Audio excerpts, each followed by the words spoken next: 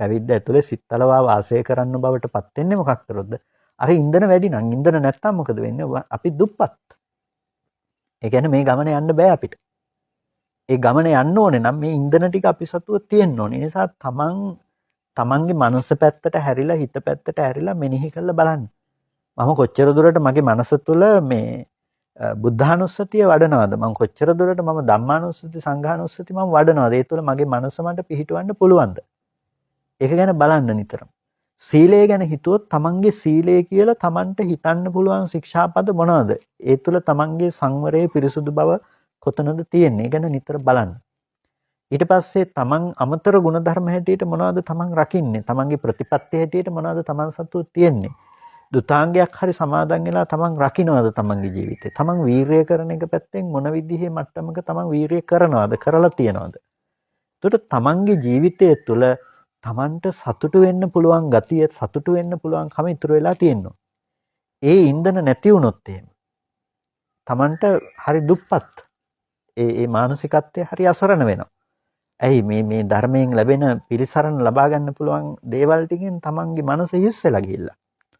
එතකොට මොකද්ද වෙන්නේ? තමන් සතුට සැනසීම හොයන්න පටන් ගන්න කොහෙන්ද? හොයන්න පටන් ගන්නවා බාහිරව.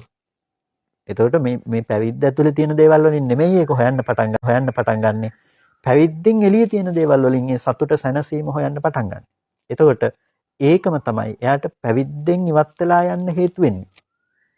ඒකම තමයි එයාට පැවිද්ද කියන එක හරි අසීරු දෙයක් බවට, දුෂ්කර දෙයක් බවට පත් කරන්න හේතු වෙන්නේ.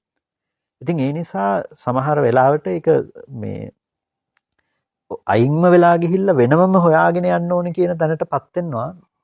අර මූලික අංග ටික තමන්ගේ ජීවිතය තුළ උපදවා ගැනීමක් නැත්තම්, ඒ ඉන්ධන ටික නැත්තම්.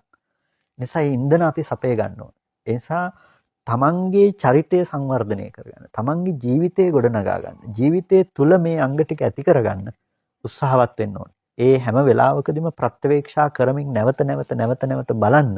ඔබ වහන්සේලාගේ හිත් දිහා හැරිලා බලන්න. මගේ හිතේ මේ ධර්ම ටික තියනවාද?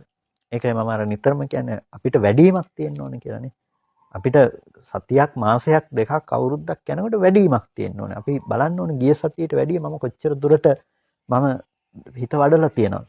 මම කොච්චර දුරට ධර්ම කොටස් මම ඉගෙනගෙන තියනවද? විනය කොටස් මම ඉගෙනගෙන තියනවද? ගුණ ධර්ම පැත්තෙන් මගේ හිත කොච්චර දුරට වැඩිලා තියනවද? සමාධිය මම කොච්චර දුරට උපදවගෙන තියනවද?